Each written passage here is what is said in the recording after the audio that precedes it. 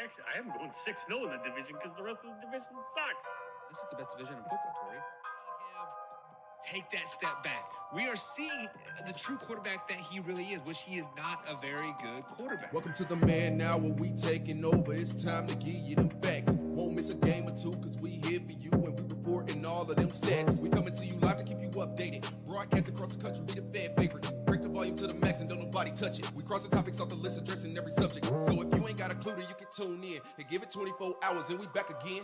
Breaking news, new scoops, we the top dogs. From the fields to the courts, we report it all. Buzzer beaters through your speakers, we the ones to call. Trust us for the news if it's got a ball. Giving you the top stories cause we love the turf. Tell a friend to tune in and where you heard it first. Yeah, you're listening to the Man Now. We taking over, it's time to give you them stats. Yeah, you listen to the Man Now. Miss a game or two cause we reporting all of them facts. Yeah, you listen to the Man Now. We taking over, it's time to give you them facts. Turn the speakers up a little loud. Miss a game or two cause we reporting all of them stats. Cause you listen to the Man Hour. And what is up, Man Hour Nation? Michael Buckheischer here with the Man Hour. Head over to manhourradio.com and check out the merchandise page. Beastie merch is now live, so be sure to check that out. And also, guys, we are giving away a tumbler tomorrow here on Man Hour, but you can get registered to win that tumbler right now by simply heading over to youtube.com/Man Hour and giving me a hashtag Beastie space and the number of raffle tickets that you want to enter in. Minimum of 2, maximum of 10,000. But you do have to obviously earn those loyalty points and earn those raffle points by being active in the chat, sharing this and liking this as well, and just overall being a good person over here at youtube.com. Also, guys, you can become a member here at youtube.com and simply hitting the join button. For as little as 99 cents a month, guys, you can become a part of Man Hour Nation. You get the behind-the-scenes footage, after-hours footage, merchandise discounts, and you get a lot more perks, all the way from 99 cents to $9.99. If you become a $9.99 member, you get a hoodie every year you are part of Man Hour Nation. So, guys, the hoodies are nice, thick quality, and we're actually getting ready to send out our first bunch of Man Hour Nation hoodies to those 99 subscribers, and the 599 subscribers as well are getting some t-shirts as well. So, guys, if you become a 599 member, you get a t-shirt after 6 months. You are a part of Man Hour Nation. So we officially been here for 6 months, and there are people a part of Man Hour Nation for 6 months. So bada bing, bada boom, guys, we'll get those sent out as soon as we can. We will get you guys a shipping address, and we'll order it and get it shipped out to you ASAP. But guys, we do have a pretty good show for you to line up tonight. We have Graham Wallace join us here in about a half hour to 20 minutes with his NFL Power Rankings. So really excited about having him on for our weekly Wednesday Power Ranking show. There has been some shakeups up at the top, so guys, be prepared for that. So just hang on tight, because if you guys are following us on Twitter, we have given you the top all the way up to the top 11. So we have 11 through 1 to go still here moving forward. So we'll definitely be on with Graham here in just a little bit at Bus Wallace on the Twitter machine. So be sure to give him a follow, a like, and retweet his stuff. It'd be much appreciated. Also here Wednesdays now, guys, we got Spilled Soup coming up at hour number 2 with Mr. Soup Boss himself.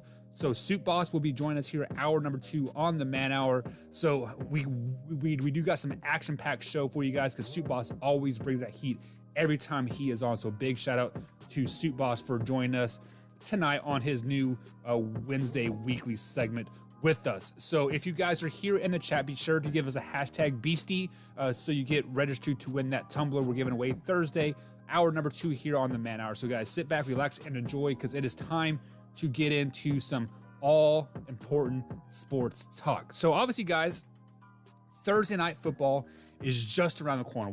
We're about 24 hours away from kickoff, and Baker Mayfield has officially been ruled out for Thursday's game. So if you guys were listening to the show last night, you know that we said that, or I said that the Cleveland Browns are not very good without Baker Mayfield. Actually, I believe a chatter said that, and I kind of concurred with them a little bit. So we are going to see exactly how good or how bad the Cleveland Browns are going to be without Baker Mayfield on Thursday Night Football, as they are at home taking on the Denver Broncos, a very lackadaisical Denver Broncos team right now. So I think there is some gameplay, a little bit of chess match happening with sitting Baker Mayfield on this Thursday night game.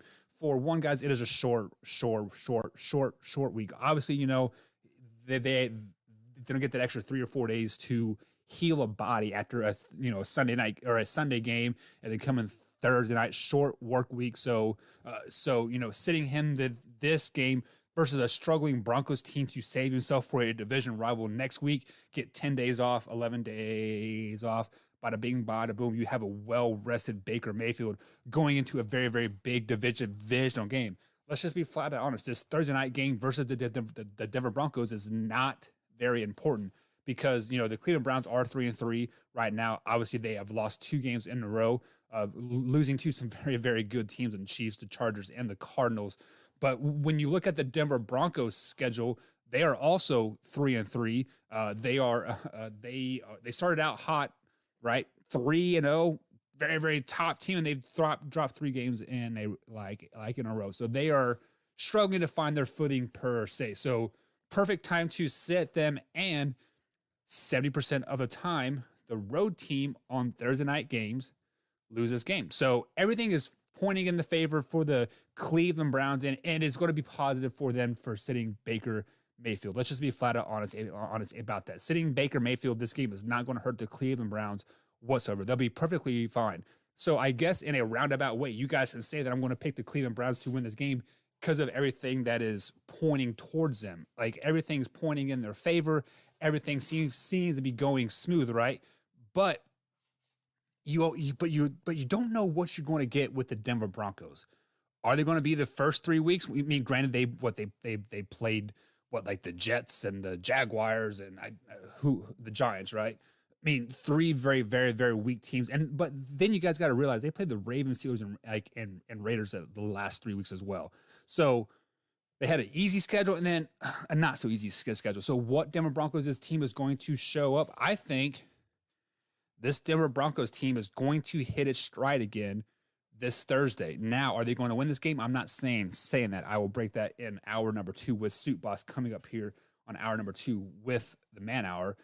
But do not surprise me if Teddy Bridgewater goes into Cleveland, Ohio, and flexes on him. Teddy Bridgewater, we've been hearing it all week, all year long. Is Teddy Bridgewater really the guy? Is Teddy Bridgewater really this, really that, etc.? And truth be told, right now, he is not that guy. He is coming off a concussion, right? So, and we've heard it, right? Many people are proud to be on Teddy Bridgewater's team, but they're also not fighting to play for him either. When he gets traded, you don't see players up in arms saying, "Oh, where's Teddy? Where's Teddy? Where's Teddy?" There's a reason for that. He comes in, he does his job, he doesn't wow you, he does what he's got to do, and he goes home. I mean, doesn't stay extra, doesn't come in early. He comes in, does his job, does it effectively, and then goes home. That's kind of what it comes down to, unfortunately. But obviously, guys, the breaking news is Baker Mayfield is out for Thursday night game versus the Broncos. Kind of called it. Basically, when Baker Mayfield said that he will make the decision on his own, whether he will play or not, and he had a second MRI, that basically tells you that, you know what, he is not able to play. He was hoping basically that like that second MRI would tell him something that, it wasn't torn or he didn't need to have surgery or this, and this. That's when you get a second MRI, that's kind of what it comes down to. Sorry to say, guys, but Baker Mayfield, this is for his own good. Just be flat out honest. Kevin Stefanski and the Cleveland Browns are making the right choice of starting Case Keenum on Thursday because right now the Browns are a sinking ship. Kareem Hunt hurt, Nick Chubb's hurt, Jarvis Landry's hurt, Baker Mayfield's hurt. Hell, who isn't hurt right now for the old Cleveland Browns? That's kind of what it comes down to. Who isn't hurt? I mean, the Browns need a bye week in the worst way, and they're kind of getting a bye week before the bye week by playing this Thursday night game by getting the 10, 11 days off. So complete full circle here. Baker Mayfield will miss Thursday night game here. So let's go ahead and transition to the rest of the NFL. So obviously, guys, we are starting week 7 here in 24 hours exactly here, 8:20 p.m. East Coast time tomorrow. On Thursday is when the kickoff will happen. Broncos versus the versus the Browns. So I want to talk about 500 teams right now. Those teams that are 3-3, right? So when you look at those 3-3 teams, there are several of them: Pittsburgh Steelers, Cleveland Browns, and then you had the Denver Broncos, Kansas City Chiefs, and then you had the Minnesota Vikings, the Carolina Panthers, and the Carolina Panthers, all respectively 3-3 teams. Now, several of those teams started out really hot. Carolina Panthers were 3-0, Denver Broncos were 3-0, and then there are other teams that weren't hot. Minnesota Vikings, Kansas City Chiefs. So I want to go through each of these teams and basically say if they have a shot of making the playoffs or not. But just because like we're kind of in that point of the season, whether it's make or break, and quite frankly, it's going to be break for a lot of these teams. Pittsburgh Steelers 3-3 right now. So the Pittsburgh Steelers are 3-3. They had the opening week win over the Buffalo Bills, and then Ben Roethlisberger did not look like Big Ben himself. He kind of looked like Baby Ben, right? He was not doing very, very well. The offense was very one-dimensional. What Big Ben was throwing like the ball 60-plus times in a game, and they weren't running Najee Harris like at all. They lost three straight games to the Raiders, Bengals, and Packers, but now they're kind of back on track, right? They beat a struggling Broncos team. They beat a backup quarterback in Geno Smith and the Seahawks. But now they're on a bye week. This week they had the Browns, Bears, Lions, Chargers all coming up here in the next 4 games, sitting at 3-3. So looking at their schedule moving forward, do the Pittsburgh Steelers make the playoffs? Absolutely not. They will not beat Cleveland Browns in Cleveland. They will not beat the Bears. They will beat the Lions. So there's one win. They won't beat the Chargers. They won't beat the Bengals. They won't beat the Ravens. They might beat the Vikings because it is a December game at Minnesota. That's kind of an iffy game. But then Titans, Chiefs, Browns, Ravens to round out the season. Guys, I could see the Pittsburgh Steelers only getting 3 wins for the rest of the season. That puts them at what is that? So that puts them at 6-11 for the rest of the season. So they're definitely out of the playoffs. I mean, I would go as far as say as that is last in the AFC North. Let's just be flat honest. They're not a very good team, and the rest of the record, the rest of the way, is going to show it. And sorry, Pittsburgh Steelers fans, this is the first time you guys are going to be below 500 in Mike Tomlin's era. I think Mike Tomlin's going to be out after the end of this season. He will be fired just because he's a player's coach, and right now the players are walking all over him. That's what it comes down to. The players are walking all over him right now, and it's just not looking good for them whatsoever. The next team up that is 3-3 is the Cleveland Browns. I mean, they play here in 24 hours, like we've been harping on. They had a 3-game winning streak, but then they lost two games in a row to the Chargers and Cardinals. So looking at their schedule moving forward, they do play the Broncos. I think they're going to win that game. Spoiler alert. I think they're going to beat the Broncos here on Thursday. They're going to beat the Steelers. I think they're going to beat the Bengals. They'll lose to the Patriots. They'll beat the Lions. So there's 4.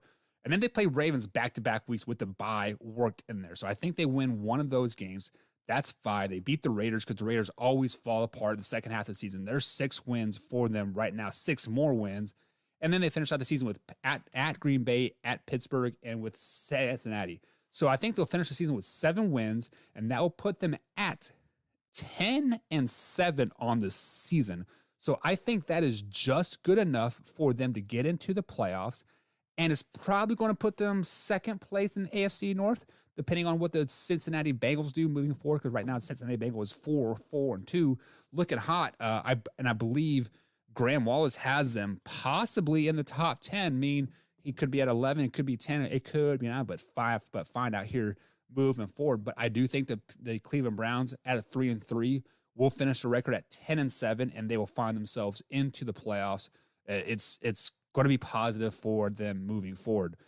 the next 3-3 team that we are going to talk about is the Denver Broncos. This is another Thursday night game. Obviously, they play the Cleveland Browns. I had them losing to the Browns, but this is a Denver Broncos team that started off hot. They were 3-0 to start the season. Obviously, they're Jaguars, Dolphins, Giants, right? And then they dropped 3 games in a row. And I think we saw the real Denver Broncos the last 3 weeks. They are good enough to hang in there, but they're not good enough to win very many games. We're going to lose to the Browns. We're going to lose to the Washington. We're going to lose to the Cowboys. Hell, I'll even say they'll lose to the Eagles. So they have maybe 1 to 2 more wins the rest of the season versus the Lions, versus the Bengals, and I'll throw the Chargers in there like as well. So the Denver Broncos, I feel, are going to finish 6-11.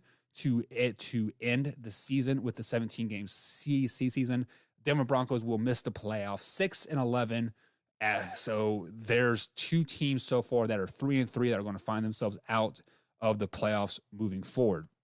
So we have 2 teams that are out, and then we have a team that is in the Cleveland Browns, and then the next team that I think is going to find themselves in the playoffs is going to be the Kansas City Chiefs. I mean, obviously, guys, the Kansas City Chiefs started off the season with the win over the Cleveland Browns, and they lost to the Ravens, lost to the Chargers. Hindsight, now the Chargers is a very good loss. Ravens is a very good loss, even though the Chiefs play like crap both of those games. They beat the Eagles, lost to the Bills, a very, very good team, the best AFC team, best team in the AFC team, and then they beat the Washington team. Look at their schedule moving forward. They have the Titans, Giants, Packers, and Raiders. If they go 2-4 in that stretch, I think they will finish the season 11-6. Their only losses are going to come to 2 of those teams in there, but between the Titans, Giants, Packers, and Raiders, they're going to drop 2 of those teams, and then I think they're going to finish it out. Win versus the Cowboys, Broncos, Raiders, Chargers, Steelers, Bengals, Broncos. So that's 9 more wins on the season. So that actually puts them at 12-5. So I'm going to stick to my guns there. Actually, that's my preseason ranking for the Kansas City Chiefs is 12-5, and I think they're going to find themselves in first place in the AFC West, which that will probably put them probably should be first place in the playoffs as well, possibly second, depending on what the Ravens do throughout the season. But Kansas City Chiefs 12-5. So right now, guys, we are 3-3 teams. We have 2 in, 2 that are out. So this 3-3 week 7 is very, very critical for a lot of teams moving forward here. So guys, we are up against the first break here. I actually skipped over here a little bit. So we will break down the final 2 teams that are 3-3 right now. Right after this break, guys, we'll be shortly lived. We'll be back.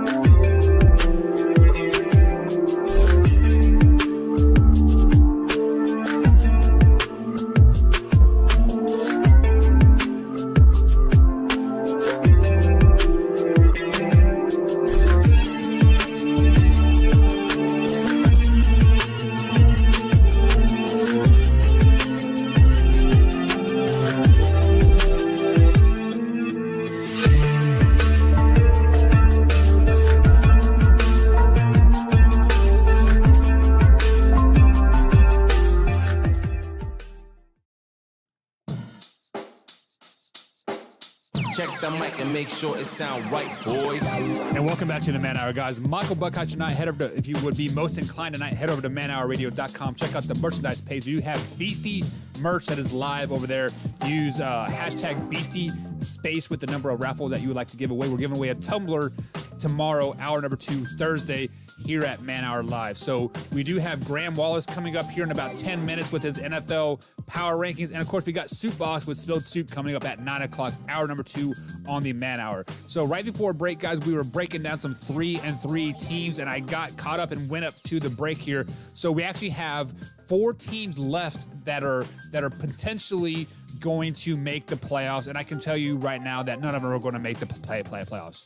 That's just the way, just to flat out what it is. So we have 3-3 Minnesota Vikings, 3-3 Chicago Bears, and 3-3 Carolina Panthers. The only team that could possibly make the playoffs out of these 3 is the Carolina Panthers, and that is if CMC comes back this week. And guess what, guys? He's not. He is on IR, and so he can't even return till week 9 with that hamstring injury. So the Carolina Panthers were a team that started off hot, guys. They were 3-0, right? People were having, they're making the Super Bowl, yada yada. The last time they went 3-0, they were winning the Super Bowl with Cam Newton's MVP year. I believe they went 15-1 that particular season, and they got thumped in the Super Bowl. So right now they got thumped by the Cowboys, they got thumped by the Eagles, and thumped by the Vikings back-to-back weeks. Now they're on the road again versus the Giants, Falcons, and Patriots. There's another 3 losses in a row, and I don't see another win coming from the Carolina Panthers until they travel to Miami last week of November. So they're going to have 5 losses in a row, putting them at 3-8 going into that, week 11 matchup or week 12 matchup. And then they could rattle off a couple wins in a row just because of the teams that they play are going to have the division locked up, because they play the Bucks, Saints, the last 4 weeks, they play the Bucks, Saints, and Bucks again the last 3 weeks of the season. Could possibly pull out one of those wins. But guys, the Carolina Panthers are another 5-win team this season. Wins only coming against the Miami Dolphins and Falcons last week of November and first week of December. So they have a first week bye in December, and then they play again week 2 of December. So unfortunately, guys, the Carolina Panthers are just not very good without Christian McCaffrey. Because it puts too much burden on Sam Darnold, unfortunately. And Sam Darnold is a good quarterback. I mean, we saw he's probably a top 15 quarterback with CMC in the roster, but when he's not there, he's not very good. So the next team that I wanted to talk about are the Chicago Bears. Brandon Combs' Chicago Bears, they are 3-3. Justin Fields is at the helm now, which is a mistake, but we'll digress on that a little bit. The Chicago Bears are 3-3, obviously, and they're not going to win many more games than that. I see 7 wins this year for them, and it's probably going to be all divisional games. So they might sneak one past the Packers. They're probably going to beat the Lions, because the Lions are complete dog shit right now. They are the worst team in the NFL, hands down. I don't know what is wrong with them, but they are horrible. So they'll probably sneak one out of them, and they'll beat the Vikings as well. Just because for some reason the Bears always go 500 in the division. They never seem to sweep anybody, and they never seem to get swept. So that's at least 6 wins for them. And looking at their 7th win as soon as their schedule pulls up, I don't know their schedule off the top of my hand, but Spectrum Internet is awesomely slow tonight, as always. Shout out to Spectrum for having the most expensive and the worst internet in all of America. But yeah, so they do play the Giants the second last week of the year. So possibly you might get 7 wins out of Justin Fields and the Chicago Bears. But guess what, guys? That's not good enough to make the playoffs in the 17-game season, unfortunately. And then if you want to talk about the Minnesota Vikings, we can. But primetime Kirk Cousins himself is still winless in primetime games. I'm totally kidding on that. He has 5 primetime wins. But the Vikings are a horribly bad good team. They are like the best of the worst teams, and they're like the Cleveland Browns a couple years ago when they just couldn't find the right end of the stick. Now, yes, I know you guys are going to say it. They're 3-3 right now. They beat the Seahawks, they beat the Lions, and they beat the Panthers. congratulations. Now the Seahawks is a very, very good win. Yes, you guys beat the Seahawks at home. I'll give you that one. You went toe to toe with the Arizona Cardinals, but then you lost to the Browns. Then you beat the Lions, which you shouldn't have won that game. You beat the Panthers in overtime, a bad Panthers team without Christian McCaffrey. And then you guys had the Cowboys, Ravens, Chargers, Packers, 49ers up next. Doesn't get very easy. Lions at Ford Field, always tough to play. That's a loss. Steelers is a loss. At the Bears, you might pull that out. Probably not. That's a loss. Lose to the Rams, lose to the Packers, and you beat the Bears last week of the season. 4-13 for the Minnesota Vikings. Not very good. Sorry, guys. Just you guys are not very good. Going to miss the playoffs, unfortunately. And truth be told, if it wasn't for the Lions, you guys would be dead to me too. Because every time I buy stock into the Vikings, they shit the bed as well. So, nonetheless, guys, it is time to bring on one of the best men I've had privilege to talk to, the best Canadian, the guy that does his homework without doing homework, without being said to do it, Mr. Graham Wallace at Bus Wallace on the old Twitter machine. What's going on tonight, man? Oh, you're too kind, Buck. Thank you for the nice words. Always great to be here with you on a Wednesday night. Getting ready for week 7, another great week, exciting week of NFL football. So yeah, let's get it. Yeah. So speaking of football, I mean, we don't glaze over the fact that the Major League Baseball playoffs is happening right now, and the Boston Red Sox have the most grand slams in a series history, right? Right now, sitting at 3 or 4. Like, how exciting is that to see? I don't know. I can't tell you. I haven't watched a single second of that series. Oh, that's not. Why not? Baseball. Those baseball, are two right? teams. I love baseball, and that's a big reason why I didn't want to see those two teams playing in that series. I'll check back into the World Series, and I'll watch the NLDS. Are you saying that you hate those two teams? I'll watch the NLCS, that is. Are you saying that you hate those two teams? Didn't quite get that. Sorry. Are you saying that you hate those two teams?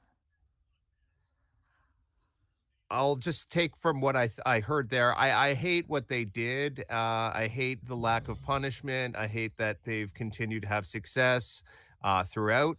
Boston had a lousy season last year, but it was only a 60-gamer. Houston's been in 5 straight championship series. That's outstanding. They've got great players. I don't think they needed to do what they did. And I prefer to watch other things. Right now we got football going on, hockey just started, basketball's kicking off tonight. We got my Raptors going. Yeah. They're stuck 12 right now, but there's enough other things going on right now. If there's a series that I don't really agree with the politics behind it, I'm not going to watch it. And I already kind of got into a battle about this online, so I don't really necessarily want to go back into that. But yeah, I'm going to check back in for the World Series, and I'm watching the series with the Dodgers and the Braves, which has been pretty exciting, actually. Yeah, that's a very, very exciting game, as a series as well, I should say. But speaking of exciting, I mean, obviously every Wednesday you join us here at 8:30 East Coast time with your NFL power rankings, and we have released the bottom 2/3 of the rankings on our Twitter at man_hour_radio, and we have tagged you in it. And yeah. So a couple things that kind of jump off to the screen at me really, really quick here is that you have the very, very bad Miami Dolphins still in the 28 range. Are the Giants not better than them? Are the Jets not better than? Or are the Texans not better than them right now? Geez, I don't know. I think the Texans probably have the worst roster in the NFL. They're playing hard, but even when they play hard, they still seem to lose every game by 4 or 5 touchdowns. So that's really tough to not have them at or near the bottom. Zach Wilson, I think, is a surefire bust.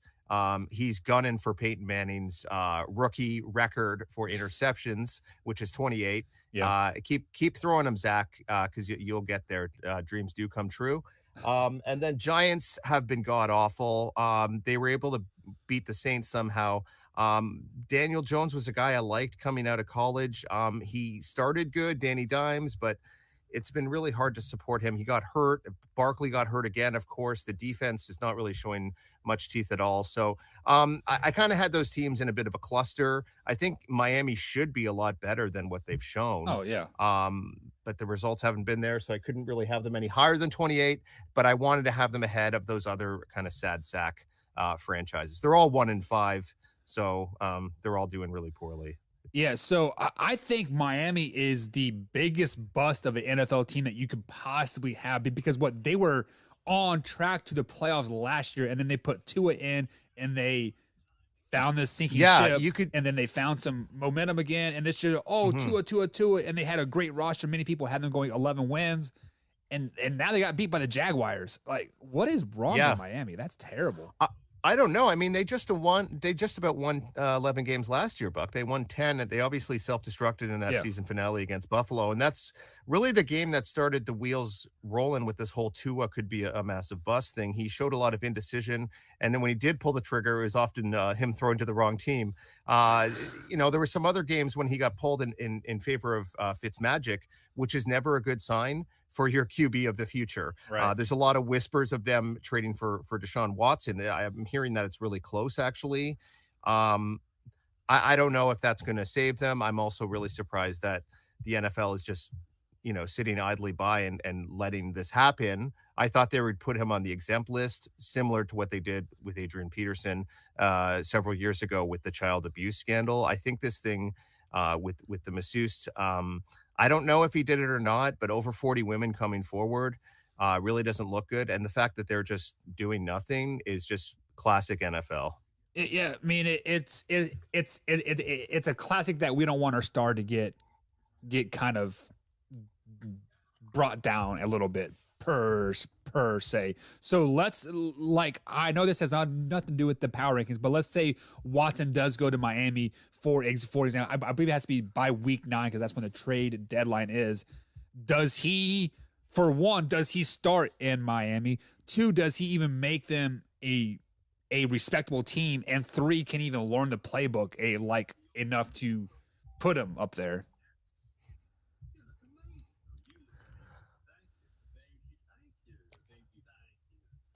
I'm going to try to answer that question the best I can based on the words that I heard, which weren't a ton. I don't necessarily think he could save this team. Remember, Watson had a really good statistical season last year, and I believe Houston only won 4 games. He could probably get some good chemistry going with some of their receivers. I feel like this could be a team that is losing. Maybe Brian Flores could be losing this locker room. They don't seem to be playing with that fight, that passion that made them such a good team for much of last season, forcing turnovers, getting blocked punts, things like that. So I don't really think it'd be a great move for them necessarily, especially when you think that Watson might not be out of hot water legally. It might not be, a long-term kind of fix. Yeah. So actually, guys, Brian Flores probably lost the locker room last year when he called the relief pitcher in with Ryan Fitzpatrick in 3 of those 4 games that they were losing in the fourth quarter, and he come back and won those games. But let's get into the top 10 NFL power rankings here. We have obviously released up until number 12. I wanted to leave number 11 kind of at a surprise, but who do you have coming in at number 11? I have the Las Vegas Raiders. Really nice comeback performance for them. We saw the debut of their new interim head coach for now, Rich Bisaccia. I'm trying to get used to saying that. Pretty nice comeback performance for them against the Raiders. We saw Ruggs going deep, Carr with the nice completion there, and then a kind of 2-headed monster at running back with Kenyon Drake and Josh Jacobs. This is kind of the formula for success. We've seen the Raiders for the first 3 games of the season. They kind of went away from that over the last couple. Good to see them get kind of back off the schneid. And I kind of called this, not to toot my own horn, but I think this is a squad that's re-energized by a subtraction, actually. It's addition by subtraction. I think Gruden was a fine coach. I'm not going to say he was a terrible coach or anything, but I think when the players heard about some of the things he said, he couldn't walk back into that locker room, especially with the openly gay player that came out, Carl Nassib. How could you look him in the eye and say that you've got his back with some of those things that he said in those emails? Now, I'm not going to get into the privacy thing and whether they should have been leaked or not, but I think it's a good thing for this team, and they might actually be able to have a complete season and not collapse when it gets to November or December, but we'll see. Yeah. So I'm glad you brought that up, and I didn't have to, because that is historical Raiders fashion, is they collapse, after week 8, usually in the NFL season. So now let's bust into the top 10 here, and busting into the top 10 at 4-2 as you do have the Cincinnati Bengals. That's a huge surprise for me. Tell me why you put them up there. Well, part of me, I know they beat the Detroit Lions. It really wasn't a very competitive game, but that's really the thing that impressed me about this game. It looked like a classic kind of trap game. It was in Detroit. Cincinnati was coming off a tough loss against the Packers, which no one seemed to be able to kick a field goal until Crosby finally nailed one. I honestly looked at this game and thought, well, I think Lions might have a chance to win this game. And it wasn't even close. Now, I'm not going to say, Cincinnati are world beaters for hammering the Lions, but let's not forget Detroit's been in some pretty tight ball games, actually. The Vikings game and the Ravens games come to mind. And I think it showed a lot of maturity that they were able to face an inferior foe and just show no mercy and just blow their doors off. So 4-2, I had them at 12 a couple weeks ago. So I thought they deserved to move up a couple spots. 4-2, they look pretty good. I don't know if they're a real contender or not, but I like what I've seen out of Joe Burrow. Jamar Chase is looking like the rookie of the year. Just give the kid the award now. And I think it's really funny. A lot of, scouts and different people in the media kind of hammered this team for not taking Penei Sewell, the offensive lineman out of Oregon. Lions ended up grabbing him. They said, oh, well, you need to take an offensive lineman to protect Joe Burrow. Why not get him his buddy from LSU? And they've been a can't-miss combination. So I think a lot of people missed the mark on criticizing that draft pick. Oh, yeah, and many people said Sewell was the best pick in the draft, and hindsight now, he could be one of the first offensive line biggest busts that I've seen ever. Man, he is not doing well in Detroit right now whatsoever. I don't even think he's in the starting lineup anymore. That shows you how bad he is doing up there in Detroit. But coming in at number 9, you do have the LA Chargers. The Chargers are a team that I'm kind of scared of as a Chiefs fan, but tell me why you have them up so high. Well, I mean, I did have them significantly higher last week. I believe they were in the top 5. I believe they came in at number 4. I had them knock them down quite a few pegs. That was just a listless performance against the Baltimore Ravens. It seems like they didn't even show up. They ended up losing, I believe it was 34-6. There was a lot of blowouts, Buck, on Sunday. I don't know if you noticed that trend. It wasn't a great week of football. The New England Cowboys game was really good, and there was a few other decent games. The Sunday Nighter turned into an okay game, even though those are two not great teams right now. But kind of losing my train of thought. What was I saying? Oh, yeah. So that was a listless performance, but I'm going to kind of give them a break just because of how impressive they were over the first 5 weeks of the season. They played the Cowboys tough in week 2. They definitely could have won that game. It had a lot of penalties, some controversial penalties in that game. I really like Justin Herbert. I like Bosa on defense. They also have Derwin James, who hasn't played a lot in the last couple of years. So I definitely think this is a playoff caliber team. They just kind of didn't show up on Sunday, which is disappointing, but I didn't want to drop them too far down. Yeah, and especially when you're playing a team like the Ravens that they I believe you had them in the top 5 last week at as well. So when you have 2 top 5 teams battling, it just sometimes there's always that one game every NFL season where you just don't show up. And hopefully that was hopefully the Chargers game. So coming in at number 8, you have the Buffalo Bills. Many people are really, really high on the Buffalo Bills. What are your thoughts on the Buffalo Bills? I'm really high on the Bills too, and I've made no secret about it. They are the team that I root for on Sundays and Monday night whenever they play. It was Monday this week, but just a really disappointing performance on Monday. I mean, they had good moments. The Cole Beasley touchdown pass when Josh Allen was rolling out comes to mind.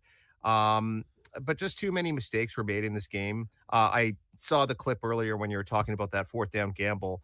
I think I'm okay with going for it on 4th down, but it was so obvious that they were going to do a sneak there, and yeah. Allen slipped, and Simmons just dominated. I think it was Dion or Daryl Dawkins, and there was just no chance for a successful conversion on that play. Obviously, hindsight 2020, you think about kicking the field goal and living another day, but the reason I'm okay with the call is they were not stopping the Titans offense at all. Derrick Henry ran all over them at 140 some odd yards, 3 touchdowns.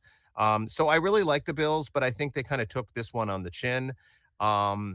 They have their bye week next week, so they'll have some time to think about this, think about how bad they felt after this game. I still think this is a Super Bowl caliber team. Yeah, and I'm right there on the boat with you 100%. And then coming in at number 7, you do have the Tennessee Titans. We actually had a poll going last night here on the Man Hour asking if the Tennessee Titans were the best team in the AFC. Overwhelming 97% of the people said no. You have them at number 7. So, what are your thoughts? Are the Tennessee Titans the best team in the AFC? Absolutely not. I really had a tough time with this. I didn't even really want to put them ahead of Buffalo, but they did just beat them. I had them, I believe, at 10 last week. I still think Baltimore is a better team. I know the Chargers are ranked a little bit lower than them, but I think the Chargers are probably capable of beating them as well. Chiefs haven't really gotten it together yet, but I think they're another team that could be capable of beating them, and maybe even the Raiders as well. The Titans are very inconsistent. When the run game gets shut down, then you're kind of depending on Ryan Tannehill. He's probably an average quarterback, probably somewhere in the middle of the starting quarterbacks. I like him more than most. A.J. Brown's a pretty good receiver, but they seem to still be developing a lot of their offensive identity with offensive coordinator Arthur Smith, now the head coach of the Atlanta Falcons. So I'd say they're probably somewhere 4th or 5th best team in the AFC, but they're on a roll right now. Did I put them too high? Possible. If someone said that to me, I wouldn't give them a huge argument, but that's how I have it this week. What could I say? Yeah, well, I mean, and then we'll find out next Sunday how good the Tennessee Titans really are, because they do play the Kansas City Chiefs. At least it's at home for them.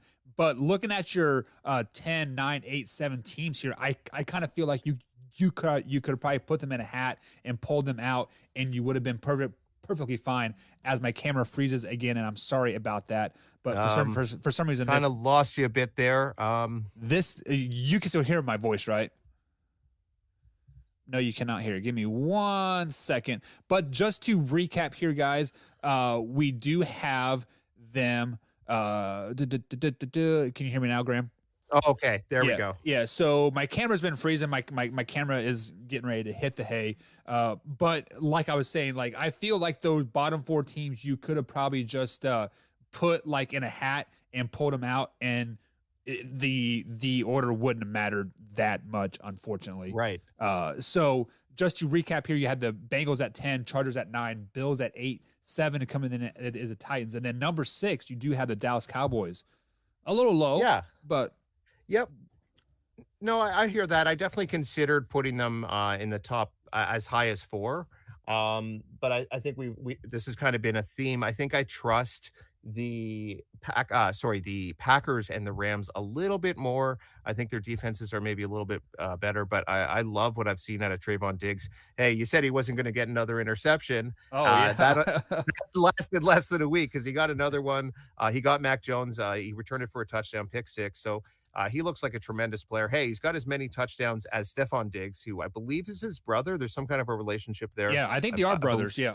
He's the younger so they both have two touchdowns. I'm looking for Stephon to kind of pile a few more touchdowns on there. I'm really interested to see if he could get to 10. But Dak Prescott looked really good. But this was a bit of a shaky game in some respects against Patriots. They definitely could have lost it. Patriots are a weird team. I know we're not talking about them right now, but 2-4, you think about some of their losses. They lost the last second game against the Buccaneers. They lost by 1 point to the Dolphins the first game of the season. That's the only game the Dolphins have won. And then they lost this game to the Cowboys, a really tough game in overtime. So they're 2-4, but 3 really close losses, and they've been pretty competitive throughout. So. Yeah, and if you want to talk about the Patriots, if the ball bounces one way or the other for them, we could be talking about them as a 4-2 team and possibly Sure. a top team, a top 10 team in the NFL. But you do have the Patriots right now at number 21. So Cowboys coming in at number 6. And Soup Boss himself, which is coming up here in about 15 minutes, says Diggs did not pick off Mac Jones. Aguilar decided to hand it to him. So Okay, that is very, very true. But coming in the at credit number, still. and coming in at number 5, you do have the LA Rams. Started off super hot, kind of come back down to reality like a tad bit, but obviously still a top 5 team in the NFL. Tell me why. Well, I mean, really good teams take care of business against the not so good teams. Obviously, I've already talked about the Giants. They're not a good team at all, and they didn't waste any time in kind of laying them to waste. I'm not going to give them a bunch of credit for handling the Giants, but I just think this defense with Donald and Ramsey in the back end there, Stafford looks comfortable. Sure, it's not as explosive maybe as the first couple of weeks, but I think he seems comfortable there. The thing about this team I wonder about is the running game as we get into November and December. They don't really have a lot of big names there after some of the injuries. Cam Akers went down. I think it's mostly Sony Michel. Yep. I don't really know a lot of their other guys as far as their depth is concerned. That could be a bit of an issue. But really, I like what I've seen out of this team. I think Sean McVay is an offensive innovator, and he's finally got the kind of captain of that ship that he could spin that wheel whatever direction he wants, and he knows that Stafford can handle that. Yeah, and you said that the Rams kind of handled the Giants. The score might reflect that, but if you flash back to like the first quarter of that game, the Giants were kind of going blow for blow for them with a little bit, and then obviously the injuries finally caught up with the Giants in that game, and then the Rams finally extended their lead and decided to show up. Also, it was a coast to coast game, so that's tough on them as well. So that does break us into the top 4. So we have 1, 2, 3, and 4 teams left. Which one do you want to give to us first? Okay, we'll go number 4, the Green Bay Packers. I still own you. I've always owned you. I don't know what came over Aaron Rodgers there. We don't usually see that kind of bravado from him. Apparently, he just looked up. I loved it. And he saw the double kickstands or whatever from someone in the crowd. Oh, I almost did a Eli Manning. Didn't he do that on live TV? I think there might be not quite as many people watching this, but that's okay. But that was pretty funny to see. He does own Chicago. He always seems to beat them. I guess it's a good thing Combs isn't with us right now. He might not be happy with me saying that. But they just look like a healthy team right now. The defense kind of held Chicago in check. That's not saying a whole lot. That's not an offense that has a ton of explosion there. But I trust the Packers right now. They've won 13 games the last couple of seasons, and they seem kind of primed to have that kind of season again, Buck. Like, I don't know if they're going to win 13 or 14 games, but they certainly seem like they could win that division and definitely have a home playoff game or two. That's what's been left to be desired with this team over the last couple of years. Their playoff results, they've got to the NFC Championship game, but they haven't been able to finish the job. So to me, that's the only question mark with this team is can they get to the big game? Right. You mean, like, honestly, if you flash back to the Packers game itself, it's their opening game, Monday night game versus the Detroit Lions.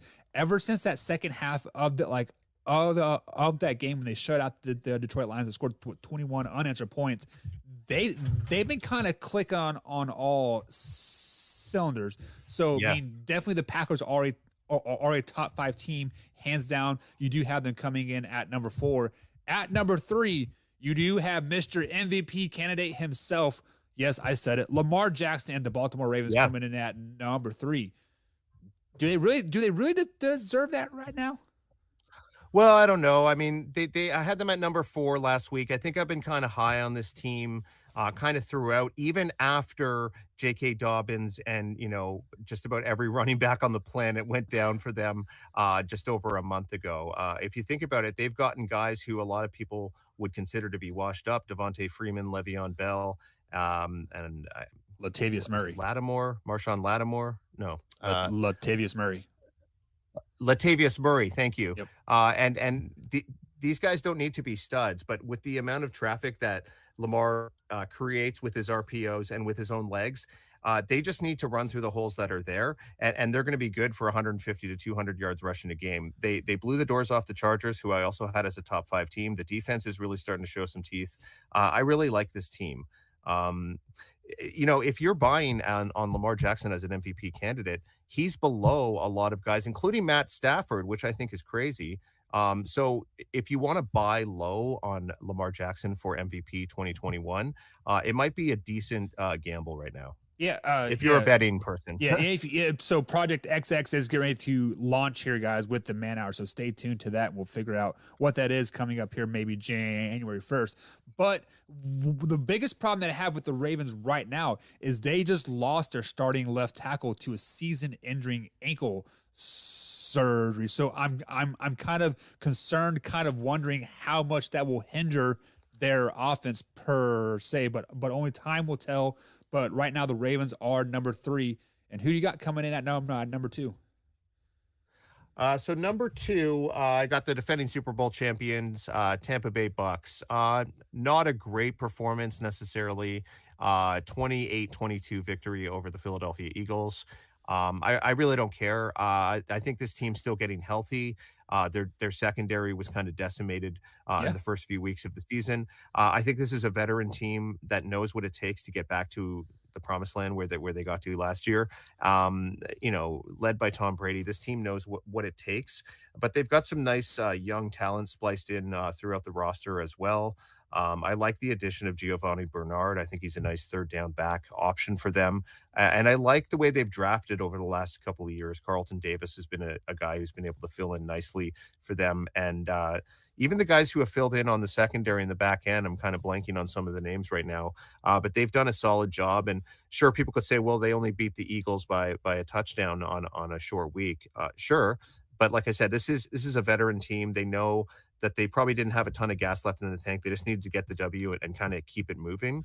And with a mini bye, like you were saying kind of earlier, talking about the Browns and the Broncos with the 10 games in between 10 days in between games, this should help them get a little bit more rested heading into the kind of middle part of the season. Yeah, and it'll also give them time to get those veteran players, like you talked about, on the defensive side of the ball to get their legs under them as well. Richard Sherman, for example, they signed him, 2 weeks ago, and he didn't have any training camp. He didn't play, pretty much all of last season because he was hurt. So, he definitely needs to get his legs under him, and this mini bye week is going to be huge for him.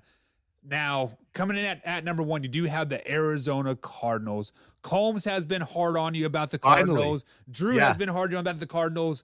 Sure. You finally bit the bullet. 6-0 Arizona Cardinals at number 1. Tell me why you finally put them up there. Oh, there's a lot to say here, Buck. Just for the record, even before the Monday night game with the Bills and the Titans, I had them locked into the number 1 spot. I was really impressed. I kind of forgot about Cliff Kingsbury with the COVID issues entering this football game. I heard about a few of the players, including Chandler Jones, but backup or assistant receivers coach Brandon Whipple is the one who is actually calling in the play calls.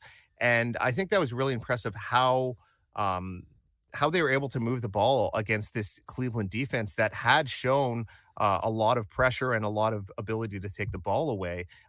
This wasn't really that close of a game. I know Cleveland had the Hail Mary right before the end of the first half, and they kind of made it a bit close, but Arizona ended up pulling away. They look like they have, a top 5 offense, maybe even a top 3 offense, and their defense looks really ferocious as well. Marcus Golden, a few other guys coming off the edge.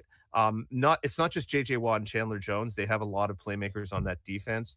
They're 6-0, and this is over a third of the season through undefeated. So I'm very impressed with them. They deserve the top spot. They will be disrespected no more. You definitely need to tread lightly on the Arizona Cardinals talk, just because so I was gone on Sunday show, and Soup Boss and Combs, they were on, and they had a comment come across the board, and the guy's name was Alpha Rob, and he said that Arizona Cardinals wasn't a very good team, and I posted that clip, and people are eating us alive thinking that we said it, but Soup Boss, but Soup Boss comes back and says in the chat here, nice way to back into that pick. Quote, I already had them picked before the Monday night games. Combs is still going to eat you alive. Ha ha ha ha. So I can't remember, was Combs a buyer in the Cardinals or a seller in the Cardinals? Do you remember? Big time buyer, and the way he's saying it, I wasn't with you guys before the season started, but he said he was buying early on this team. He had them going 15-2 or whatever he said. Yeah, Super Bowl. I thought was I thought it was crazy. I mean, I looked at the rest of this division and I thought they'd be in tough. I guess I should have realized how much better Kyler Murray would be in year 3 and how this defense would really come along as well. Hey, Cliff Kingsbury might be a better NFL coach than he was a college football coach. He was under 500 at Texas Tech. He had a lot of good ideas, though, and this might be the right spot for him. And he has a really cool house. I don't know if you saw his house. I in have the not NFL seen his draft, house. Yeah, but this guy is a true play of him for real. Well, I mean, he is like 35 years old. So if you got it, flaunt it, right? That's right. So, but like when you look at the rest of the NFC West, I mean, you have a lot of their teams going down. One of them being the Seahawks. They are coming in at number 23 in your power rankings right now. Is that simply because of Russ being hurt, or do you just not see them as a very good team? Well, obviously Russell Wilson has meant so much to that franchise since he was drafted about a decade ago. That's a big part of it. Geno Smith has had such a weird career. If you think about the punch in the locker room with the Jets to him breaking Eli Manning's streak to now being caught in, stuck in this weird situation with Seattle. I thought they showed some pretty good fight against Pittsburgh. But yeah, I think they're just kind of a middling team right now, and not having Wilson for the next month or so, I think it's about 4 to 6 weeks or so is what I've heard. It is obviously not good for them. The defense hasn't looked as good as it has in previous years. I think they'll still probably find a way to win 7 or 8 games and save Pete Carroll his job, but I just don't think it's their year this year. Wait. So you're thinking Pete Carroll's on the hot seat that they don't do well? Not necessarily, but it's been a while since they've been in the Super Bowl. He might want to hang them up. I mean, he's one of the older coaches in the NFL. Well, he's like 72, isn't he? Something like that. He's up there. I think he's older than Belichick. Yeah. Oh yeah. He's the oldest. Yeah. Yeah, maybe that was a bit of a hot take. Maybe he doesn't need a great season, but if they win like 5 games, he could be in trouble. Don't you think? Don't worry. I clipped it, and I'm going to put some clickbait on it, and bada bing, bada boom, you are going to be famous. But before we get into our break, there's a couple comments from Soup Boss that I want to say. Soup Boss said he did see Cliff Kingsbury house in the middle of the night. .. # stalker talk. So that is very, very weird. And then he also come out and said that Seahawks weren't as good as a team, even with Russ was healthy. Yeah. You got to get the Soup Boss on here for Wednesday night power rankings. We can chop it up a bit. Well, Soup Boss is coming up here in a little bit, guys, here on the Man Hour. So Spilled Soup is coming up, guys, but we are up against a break here. So as always, Graham Wallace, thank you for joining us at Bus Wallace on the Twitter machine and Instagram. I know it's baseball offseason for you, but tell the people what you do in real life. Yeah, you bet. You can find my articles at jaysjournal.com. As well as bellyupsports.com in the MLB tab. I'm going to be coming out with some content, some classic Blue Jays content, as well as some MLB offseason stuff. So make sure to check out that. All right, guys, that puts us up against the break. And after on that side of the break, we got Soup Boss coming up. Sit back, relax, and enjoy. We'll be right back. All right, man, we're on break. Thank you. Speaking of Soup Boss. Okay. There he is. What's up, Soup? What's up, man? How we doing, guys? All right, Graham, you have a good night. Hey, good night, bud. Okay, we'll see you next week. What's going on, man? It's just you and me. Combs left me high. Well, I mean, he's traveling. He doesn't know what to do. His energy levels can only go so far. We carries that big frame around, and he has to actually do work. Yeah. Body can't take it. Yeah. So I'm going to welcome people back to the show, introduce you onto the show, and I got a little jingle for you. Oh God! And then, do you want to tell people what Spilled Soup is all about, or just jump right in?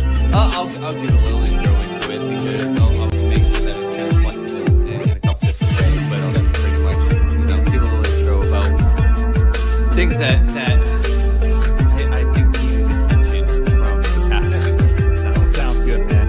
So let me get the old jingle queued up. So hopefully you like it because I spent some time. So nothing to beat that Dave orangutan and the chimpanzees, man. That was awesome. Sometimes I get bored and I just do some good shit. All right, man.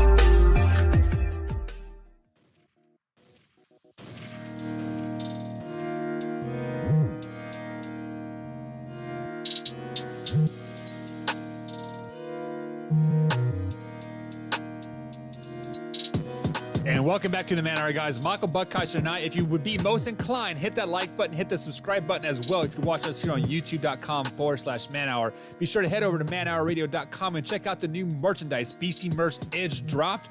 We are also giving away a Man Hour logo tumbler this week on the giveaway. So give us a hashtag Beastie and a number of points that you would like to enter, minimum of 2 up to 10,000. So also, guys, if you miss any part of the show whatsoever, you can download us on iTunes, Spotify, and of course, iHeartRadio. And we also upload the clips every Monday, actually 7 days a week, 365 days a year, 24 hours a day, every 3 hours at youtube.com/Man Hour. But let's welcome the peanut butter to my ladies. Oh, Mr. Soup Boss himself. Soup Boss. What's going on tonight, man? What's going on? Man, you know, I was all pumped for the intro on Sunday with Combs, and he came up with something weird, and I was like, God, he just got even more weird. And now peanut butter to your ladies. I'm not sure if peanut butter and women, and this, like, you're really looking to get this show just banned on YouTube, and that's where I get all my content for it, man. Exactly. You can't do that. Exactly. But peanut butter to my ladies, if you don't know that movie reference, you need to step up your game. Come on, man. Talladega Nights. Oh yeah, but I mean, come on, baby. Well, there's a lot of things that are in some Will Ferrell movies that would still get you banned on YouTube. If True. But guys, it is time for some soup talk, some spilled soup with Soup Boss. So sit back and relax and listen to this jingle as we get ready for some spilled soup. It's a spilled soup. Let the boss take the lead. Your predictions are all wrong.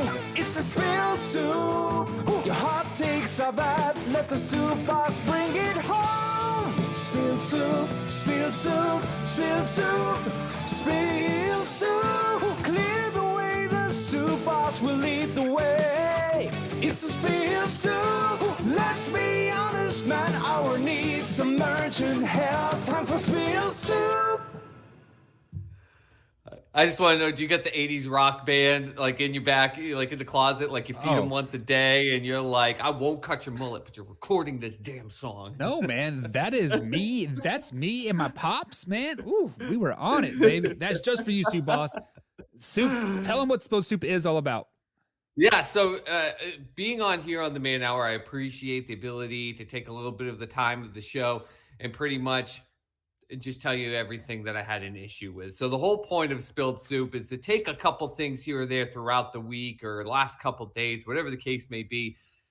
It's kind of voice my frustration. And if you're a fan of the show and you're on YouTube especially and you're commenting, you tend to get a lot of my comments in there, which I encourage you, get on, be a part of it when it's live, hit the like button, share it to your friends, but get into the comments. It's a lot of fun. But sometimes, man, when I drive to and from work, I get those nice Man Hour shorts when I can't watch the whole thing. And I just get so frustrated. I shouldn't have road rage in the car when it has nothing to do with the cars in the street. Okay, Buck? Sometimes the things that are said give me enough road rage. So that's the whole point of Spilled Soup, just to give you a little tidbit of my frustration as I spill it out there for you. So I've got a couple this week. That's for sure. Just a couple. So we're doing something right. We were starting to get on your good side. I mean, it's not like a laundry list of things. It's just a couple. So what's the first thing that you want to spill about? Well, so I'm going to go to actually one of the shorts that you put out there. And I actually didn't have this coming into today. So I thought the list was going to be kind of short with some stuff. And then, well, Buck, seeing you're running solo tonight, I guess you have to be the target. It just happened to be that way. But I heard this amazing clip about the Steelers, and you got into the Pittsburgh Steelers, which we all know, throw a freaking dart at the board at what type of team you're going to get, right? We don't really know what's going on. It's obvious Big Ben is at the end of his career. And you started breaking down the Big Ben analysis and what the Steelers need to do. And I was with you. I actually agreed with you. Hey, you drafted Najee Harris in the first round for a reason. Get him in there. Get that run game going. Make that your identity. Stop putting it on the back of the old man, throwing the ball. Let him be more strategic when you use him. Crowd the box. You were saying everything great. And then you brought up the focus of Big Ben being, I believe it was 19 for 19 in all short passes, anything under 10 yards. Yeah. And I thought, great. Okay, he's Bucks getting this. Jam it down their throats with Najee. Let Ben go out there, swing out some passes, make some big plays. And then you started to criticize it. And I was trying to figure out what the criticism was going to be. And you stated, do it differently. Let Big Ben throw the ball further down the field, 20 to 30 yards. And the statement that came out of your mouth, Buck, was, we all know he's probably the best quarterback in the AFC North that can throw the ball 20 to 30 yards down the field. Yep. And I waited, and I said, okay, breathe, Soup Boss. Take a breath. Why do you think this, Buck? And Buck, I've already come on the show and just one Spilled Soup thing and talked about the aspect of looking up analytics and data and everything like that. So I said, I'm going to give him his chance here to kind of do something. Well, I think your camera went out there, buddy. So I guess you might be afraid of me. No. Your statements were, he's the best because Joe Burrow, I mean, he's doing a lot better, but right. I mean, come on. That was your it's Lamar Jackson. We all know he's just, it's just not that good. And then Baker Mayfield, we really don't know what you're going to get from him. So obviously, Ben Roethlisberger is the best at throwing it 20 to 30 yards. You can't give three statements about the three other quarterbacks that are going to be ranking against Ben Roethlisberger in this situation and just go, well, I mean, come on, we all know, Lamar Jackson isn't that good. Could you imagine being defended by a lawyer in the court of law, Buck, and you are sitting there and your lawyer looks at the judge and goes, well, let me tell you something. My defendant here, Mr. Buck, is a outstanding member of society because, as we know, the Combs, who's standing out there in the street, I mean, come on. We all know. I mean, he's not as good as he is. I mean, come on. Case closed, perfect condition. What type of analysis was that, Buck? So really? in my defense, my notepad crashed right before that segment, and I was trying to repopulate it, but I do have the statistics now because once I restarted my computer, it was there. So passes down the field, that is 15 yards plus, under 30 yards in the air, over 15 yards in the air. Big Ben has a 68% completion percentage when passing the ball over 15 yards in the air. Everybody else in the NFC North, that's Joe Burrow, Lamar Jackson, and Baker, they are all under 63%. So which Baker Mayfield is the best at 63, Lamar Jackson is 47.5, and Joe Burrow. We all know he's good. Well, and then Joe Burrow is actually the lowest at 45%. So So those were the stats that I wanted to put in there, but in my defense, my notepad broke, and I probably should have, saved it and not just relied on, auto save, right?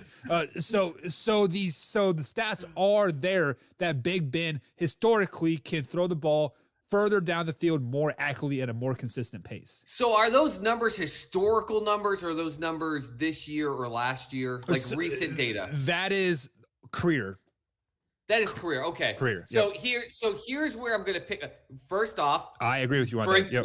Bring some soup in. Kudos to you for actually backing up with some data, because I sat there and watched that short and I was like, what the hell, Buck? This is the most, well, my feelings say this about this player, and it didn't work. But here's my problem with looking at career. You're looking at a dude way late in his career who is a Hall of Fame long-time quarterback who's got a lot more to go by, who has a lot more success than guys like Joe Burrow and Baker Mayfield and Lamar 16 Jackson. years versus 2 years, 16, right? Right, exactly. Right. So that's like, for instance, in Sports Soup, someone was posting about Kirk Cousins and how since last year, how he ranks in the top 10 of all of these stats, and it was like 4th, 5th, 6th. And I said, that shows to me why Kirk Cousins right now is a top 10 quarterback. He's not your MVP. He's a top 10 quarterback. People were losing their mind. They're like, he's better than Ben Roethlisberger? Yeah, right now, he's better than Ben Roethlisberger, because we're not talking about Ben Roethlisberger 15 years ago. That's a different story. And your aspect of how you're rating the Steelers right now is saying, right now, throw Najee in there and let Big Ben throw it down the field. I'm sorry, man. This is where I'm going to actually have to pull your card and say the eye test should tell you everything. And we have to look up the data, I think, for the past year and a half, because Ben Roethlisberger is falling over his own feet. He's trying to throw it 10 yards, and he's literally like, I swear he had a heart attack in one of the games and fell on his face. Didn't even put his hands out to stop himself. Like, I thought he broke his neck I thought he was trying dead. to throw the ball. Yeah. I thought he was dead. I thought he died. It is so different. When you sit there and watch it, Joe Burrow, okay, he's still coming into himself. And I'm still not like this hardcore like Cincinnati's in. I think their record does not show exactly what type of team they are, kind of like the Broncos with their 3-0 start. But still, Burrow throws a beautiful ball down the field. He's got his buddy Chase down there. He's already hit him on multiple deep throws that are so accurate into the tee. That's why they went and drafted him. Should have drafted him some O-line help, but still, that makes a lot of great completions down the field. The peanut butter to his jelly, or the peanut butter to his ladies right there, and that completion. The only one I will give you credit for, because even Baker, to me, throws better downfield when he's not feeling stressed that he has to throw it to Odell Beckham Jr. I think we can table that to the side. Take out the OBJ stuff. He's way better. With Landry and some of his tight ends, way better down the field than, except for when he forces it. The one I will agree with you on, just to piss off a lot of people, is even right now, I would trust Ben Roethlisberger throwing it deeper down the field than I would Lamar Jackson. I am just not sold on Lamar Jackson being a top quarterback in this league. He is a great running back who happens to play quarterback and has had some great flashes of success. I know he won an MVP, but I think he won an MVP because he caught people by surprise. He blew people away. But once people started studying him, it's been shown that every time he's had to play with a deficit, minus that Colts game, he just doesn't know what to do. His accuracy is terrible. It wobbles. It's no good. But right now, you cannot say today the Pittsburgh Steelers game plan is to let Ben Roethlisberger throw it to 20, 30 yards on the field. You're way off with that and saying that there's no better quarterback in the AFC North to do that. I would give it to almost all of them to do it over Ben Roethlisberger today.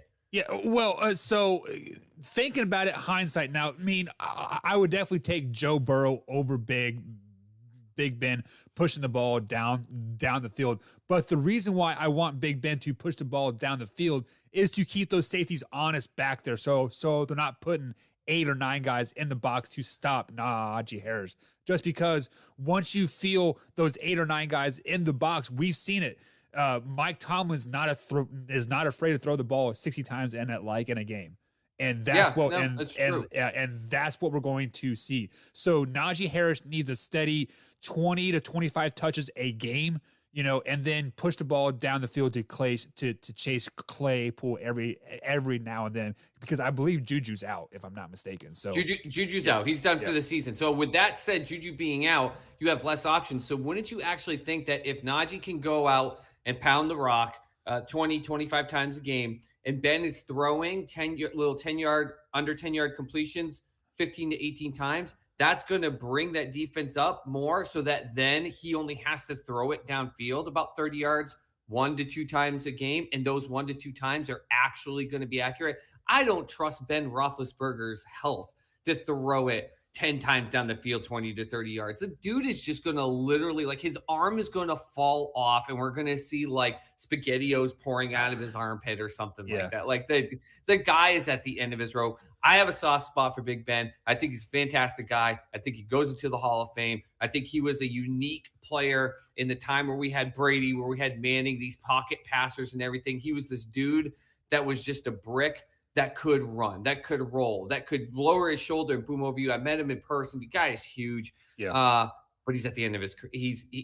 I wonder if he goes to bed every Sunday night going, what the hell am I doing this year?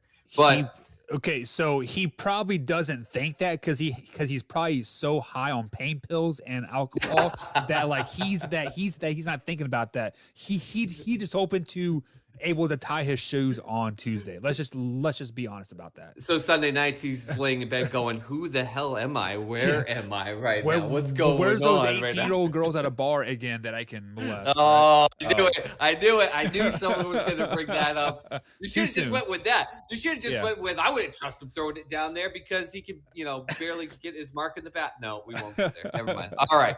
So that was my first one. That was the first one, okay? We got to get a couple, okay?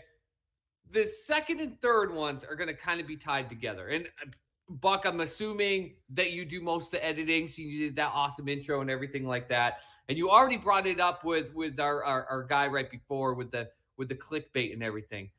Buck, for the love of God, it's the internet. What the hell are you doing putting videos like the Cardinals are no good with me and Combs, who are repping the Cardinals, and just asking for people to light us up online? Did you see the like to dislike ratio? It's great we got the views. Fantastic we got the views. But the only worst ratio of like to dislike I've ever seen was the YouTube recap a couple years ago, where YouTube themselves got demolished in the dislike, like 5 million. Like, I was sitting there going, what the hell are you doing, Buck? You can't do that to us. So, point 1A, stop it with the clickbait, Buck. You're killing me, buddy. You're making me feel like I got to defend my honor out here. And you're probably going to put something out there like, there's no such thing as clickbait, and put me into this next short. It's probably what you're going to do. Right. Cut it out. You're killing me. But point two, even more than you, is to our fans here at the Man Hour, to the fans who see us on YouTube, to the people who maybe just the algorithm gets them to see it and they decide to find out who the greatest show on, sports talk show on the internet is. For the love of God, if you're going to do anything, stop reading the headline and never reading the story. It's the same thing. Don't read the headline and not watch the video. They're shorts. They're 2 minutes long. I know in TikTok world that we're used to everything in 60 seconds. You didn't even have to watch the full 3 minutes of that Cardinals video to see that me and Combs were completely giving all the credit to the Cardinals, and you guys are ripping through the comments about how we're a bunch of idiots. Thank you, Buck, for setting us up to look like idiots. But even more, thank you, America, or fellow sports fans, because I know we got jolly old Costa Pond bottled water fans over in England listening to us. Watch the video. You get what? That's like saying like you watched the football game when you really didn't, and then you just kind of look at the final score and go, well, this team lit up this team, and it was complete, utter disaster, when really it had nothing to do with any bit of the score, and you have no idea what you're talking about or anything like that. You watch the videos. Watch the videos. Bring more insight into it. And then go ahead, and I challenge you all, when you realize that it's clickbait, and you listen to the video and you go, wait a minute, They're not saying that the Cardinals are terrible. I challenge you to go ahead and let Mr. Buck know in the comments about how bad you think the title of his videos are. Let him know. Let us know that you watched the whole video and say who actually you agreed with, and then go ahead and let Buck know how terrible of a clickbait title that was. Hit a like button for us that actually you agreed with. Stop being headline readers. No. I don't like it. It's not good. Be better fans than that. Come on now. Every time I just like you say no, like I feel like stop it, right? Stop it. Stop. But you're starting to type the comment. Stop it. So funny thing is, so the last time I checked that video, it's about 2,000 views. Like on that thing had like 7 likes, like 34 thumbs down, and like everybody in the comments were saying, oh, the Cardinals are the best team, like literally in the first 30 seconds. Like, I believe it is you, well, Alpha Rob, you say, or no, I believe you refer to him as Beta Rob. You are absolutely, like, you basically say you are absolutely wrong, and you say the Arizona Cardinals are better. It just, like, within the 30 seconds, which is funny because I was looking at the analytics right before we jumped on the show.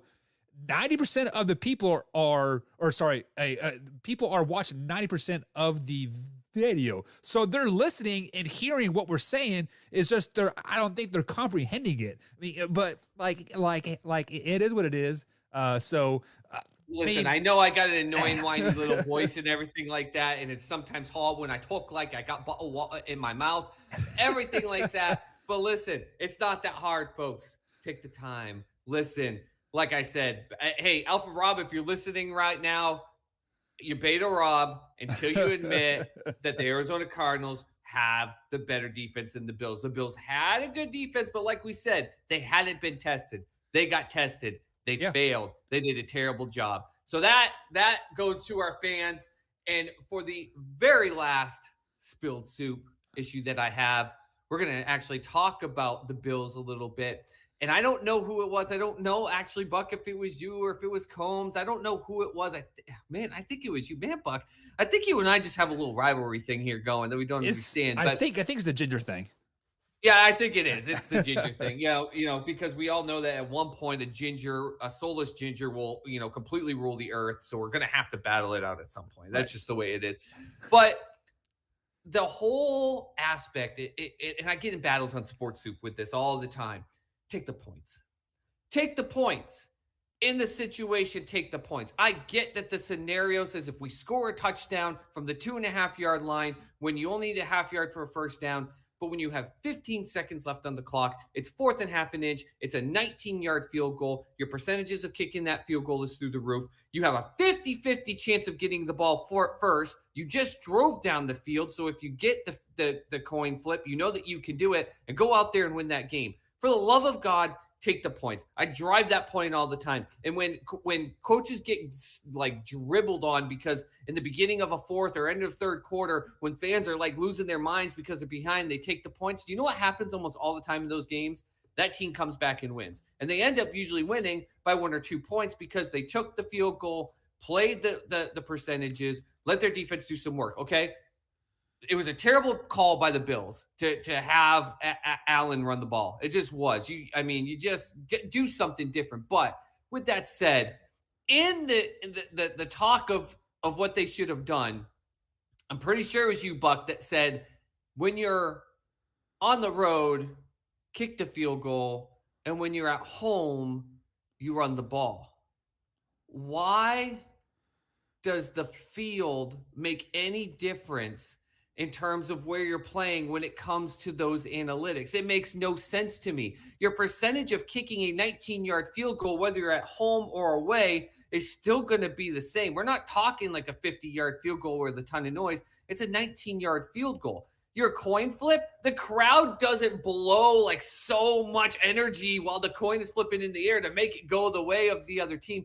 You're home, you're away, kick the 19-yard field goal with 15 seconds to go. Take your 50-50 chance on the coin flip. Get the ball, score the ball. I don't care if you're home or away. I don't understand your thought process of You were criticizing fans who thought you do one thing one way at home and one way away, and you said everyone had it different and it should be the way. I think you're all wrong. Just do what the statistics say will give you the best chance. Kick it, go to overtime, win the ball game.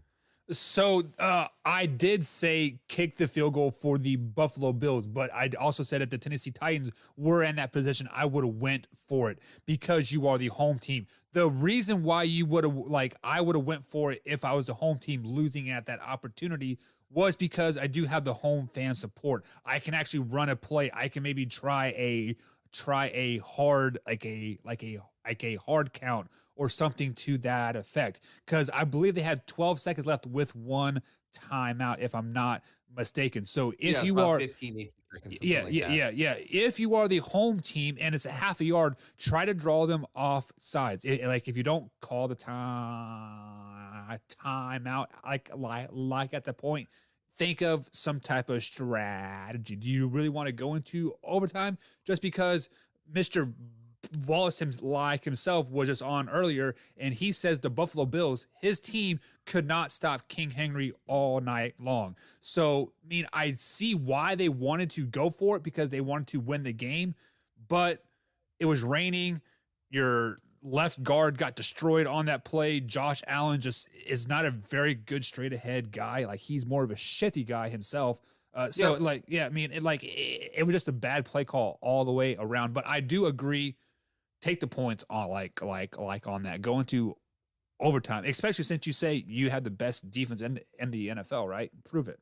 Oh, yeah, exactly. If you think you got the best defense in the NFL and Alpha Rob's out there letting the world know just how good you are, prove it in that aspect. And that's the other thing. I know Derrick Henry is a beast. And I love the fact that people are still for 2 years in a row saying that the guy is going to is just done. And he's just, did you know, right now, the leading rusher in the NFL is him. And then the second leading rusher in the NFL is him after contact. And then third is Nick Chubb. He's ridiculous. So I get that aspect. But at some point, you don't play afraid. This is the NFL. You play and you put your defense out there to stop them. But again, your chances of kicking a 19-yard field goal, I know we've had issues with field goal kickers and everything like that, but those were a lot further away, a lot bigger issues in terms of distance and everything like that the week before. But kick the field goal at a short distance, and it's still, they'll someday do something different. I don't know if they will. There's overtime continues to get talked about what you're going to do, but right now, 50-50 chance that Henry doesn't see the ball. You get the ball. Take that chance. You just drove it down the field. Do it again and win the game. And instead, they're sitting there with a big L, and everyone now putting them down in their power rankings, as we just talked about, because the Titans were able to stop them. So, yeah, I don't get I get what you're saying. If you were the Titans on the home field, you do the hard count. But even then, you go up there to try to get them to go off sides to get a first down, to go for one quick play or shot into the end zone. But if they don't jump, you call a timeout, and guess what they do when they call the timeout? Kick a field goal.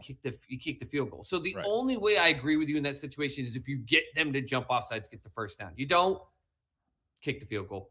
Yeah, go for a shot. So speaking of King Henry, I had a debate with Drew last night here in the chat. He says that King Henry is not a MVP of the NFL. He said he is an MVP for his team, but not for the NFL. And then I come out and said, if you put King Henry on any other team in the NFL, he instantly makes that team better. How is he not a MVP? Instantly. Tell me a team that King Henry doesn't instantly make better. Seriously, I want someone to go ahead and tell me a team, and maybe you get something as close as Green Bay with Aaron Jones, but even still, there's no better running back. Again, the leading rusher in the NFL is King Henry. The second leading rusher in the NFL is King Henry after contact. No running back in the NFL has even more yards than him after contact as a whole. Nick Chubb is number 3 behind him, and I think it's something like 120 yards less than his yards after contact. It's insane. Yeah. The only reason why that's probably the thought process that Henry is not the MVP is because, unfortunately, we as a fan base have now been ingrained over the last 10 to 15 years that the MVP is a quarterback only award system. That's it. It is a quarterback league. It's quarterback driven. I'm literally wearing a shirt that encourages what's considered one of the greatest players of all time,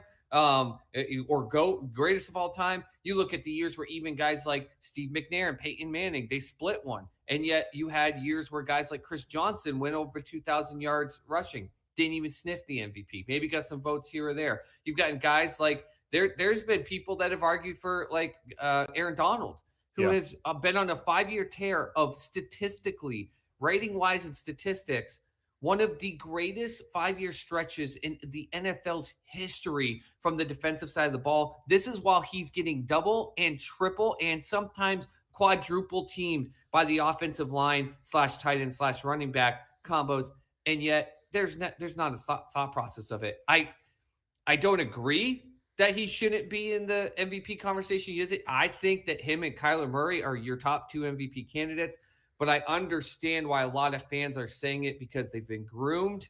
We all have been groomed as NFL fans. Quarterback is the most important thing. Think about it. What quarterbacks are getting taken in the first round, everything like that. Right. No one ever talks about no one even talks about which running backs get taken in the first round anymore. No one cares. Exactly. It's not as much of a thing for us to think about. So before I let you go, quick question here. Is Derrick Henry a Hall of Famer right now if he were to never play another snap? And not another snap. Is he a Hall of Famer? Yes. Because of the state of the way that the running back is, you got to remember, when we look back at when Derrick Henry was playing, as we just talked about, in a quarterback-driven league, which also was driven in a quarterback-driven league where running backs are expected to be the Alvin Kamara. You're going to have some 100-yard rushing games, but you're really a wide receiver. You're a wide receiver that comes off on the back end of the slot when all the other defense goes away. And we saw things like that start with Bill Belichick, James White, guys like that. That's the way the league is. He is killing people. He is running them over. He's making them consider retirement. He's making them wonder if they made the wrong choice, even when they cash their paycheck every week. Like, do I deserve this because I got annihilated on the field by King Henry? And everyone, and at some point it will. We've seen it with all our running backs, right? We've seen them with them all. The Chris Johnsons, the Sean Alexanders, the big guys. They break down and it goes like this. Right. It will happen. But everyone has been expecting it for almost 2.5 seasons now, and he's not slowing down in a league that's driven by quarterbacks. Yes, he is by and far a Hall of Fame quarterback. A Hall of Fame running back right now, in my opinion, today, if he never plays another snap. That's my opinion. Yeah, and I agree as well. And I was actually kind of taken back by it because there's 8 2,000-yard there are 8 people that have broke the 2,000-yard mark in NFL history, but only 4 of them are in the Hall of Fame. So, yeah, the 2,000-yard rushing thing, a lot of people, when you do that, you end up breaking down so much faster. But with Derrick Henry, it goes beyond that element. It's just his overall total package on the field. I know he's not as much of a receiving running back, but he still can do that as well. Yeah. And he just demoralizes players on the defensive side. It's not just his stats. It's what he physically does on the field, which is what the NFL was built to be. It's those things that give him the solid nod that today, if he retired, he'd go in the Hall of Fame, in my opinion. All right, guys, that is Soup Boss with the spilled soup. Soup, thank you for joining us. As always, we'll see you next Wednesday, man. Sure thing, Buck. Take care, guys. All right, guys, we're up against a break, and we'll be right back. Let me play that real quick. Spill soup. Let the boss take the lead. Your predictions are all wrong. It's a spill soup. Your hot takes are bad. Let the soup boss bring it home. Spilled soup, spilled soup, spilled soup, spilled soup. Clear the way, the soup boss will lead the way. It's a spilled soup.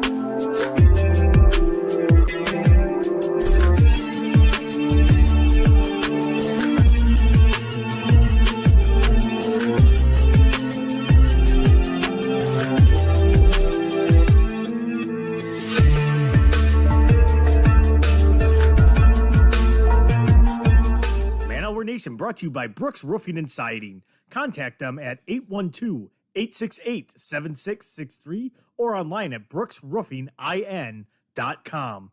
Brooks Roofing and Siding, protection you need when nature strikes.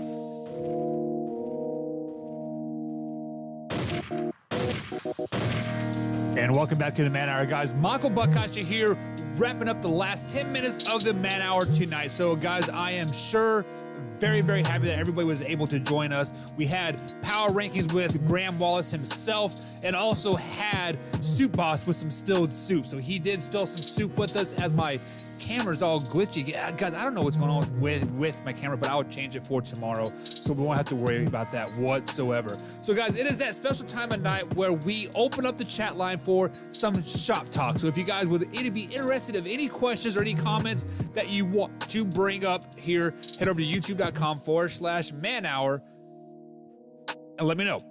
So Javier comes out and says that Watson to Miami is almost a done deal. So Javier, Graham Wallace himself, when we were doing the power rankings, he said the same thing. He heard that it was a very, very close, almost a quote, a done deal. So, of course, we've been hearing that for the last month as well, Javier.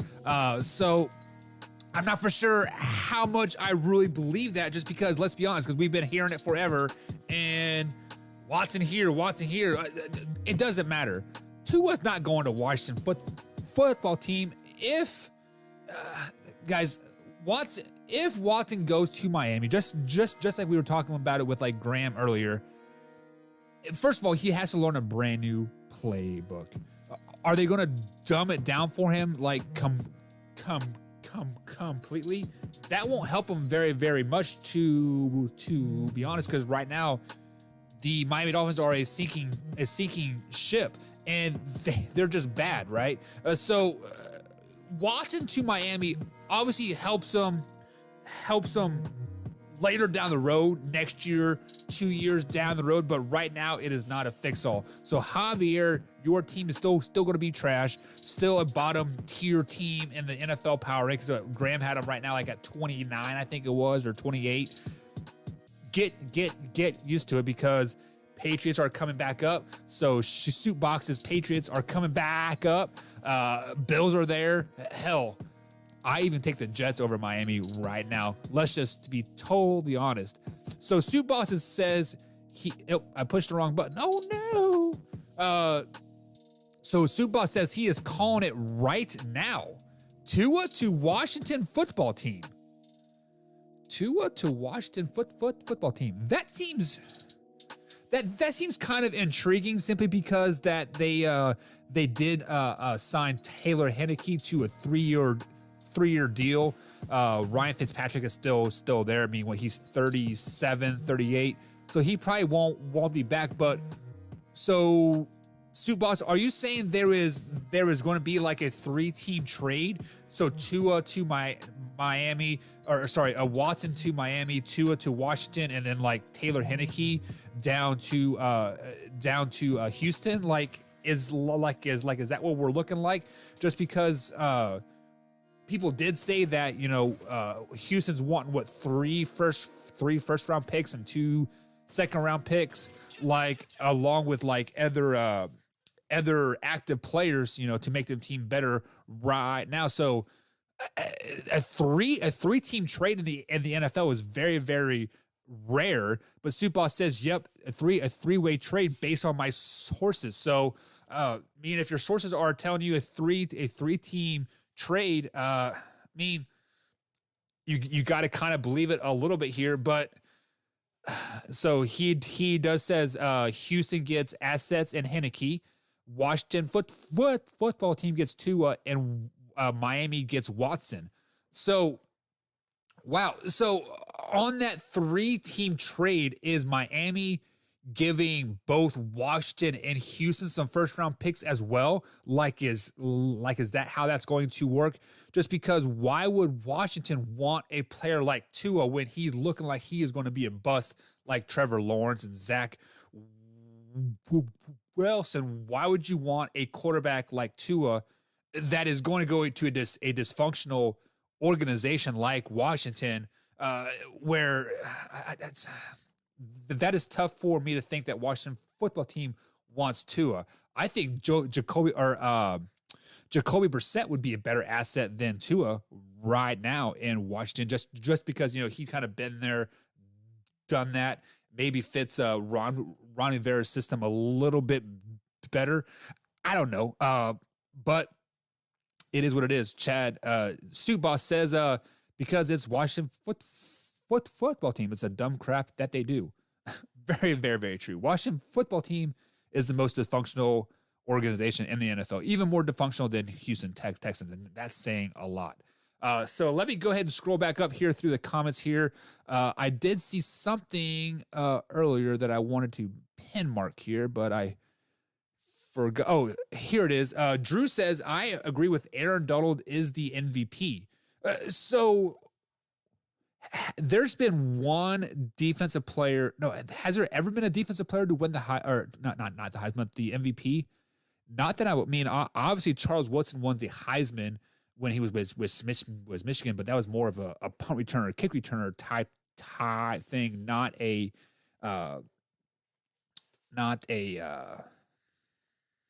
defensive threat. But when you think about it in hindsight here, as my camera stops, see, my camera's so dumb. So we'll just go ahead and stop that, get that out of there. We don't want that no more. So I don't even know what I'm doing right now. Anyways, sorry guys. Now I lost my chat as well. This is so dumb. I am a freaking IT guy. I can't figure out what the hell I did. So Aaron Donald MVP. I agree with what Soup Boss said earlier. He is on a 5-year tearing it up in the NFL.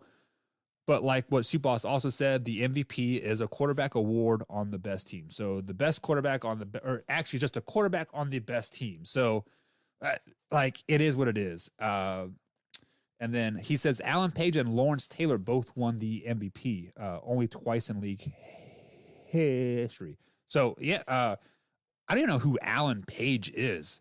So that shows you how long ago that was.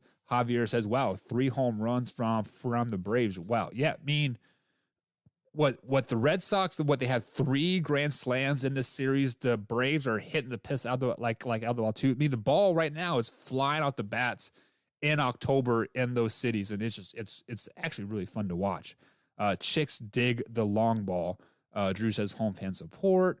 I saw one more comment from Trace, but my chat's not going up that far.